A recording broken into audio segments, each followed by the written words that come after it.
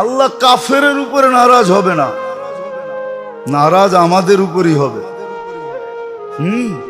অপরিচিত মানুষের উপরে মানুষ নারাজ হয় না, আপনজনের উপরে যতটুকু নারাজ হয়।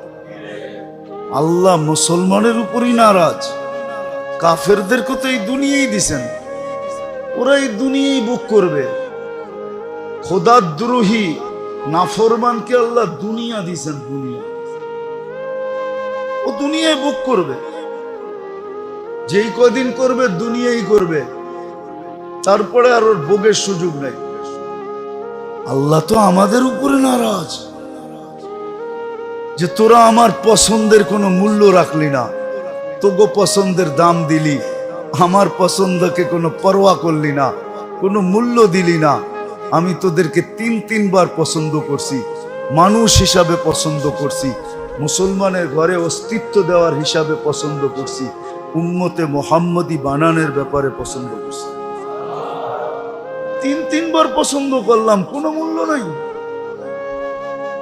আজকে আল্লাহ আমাদের উপরে নারাজ। আল্লাহকে নারাজ করা ঠিক না, বুদ্ধিমানের কাজ না।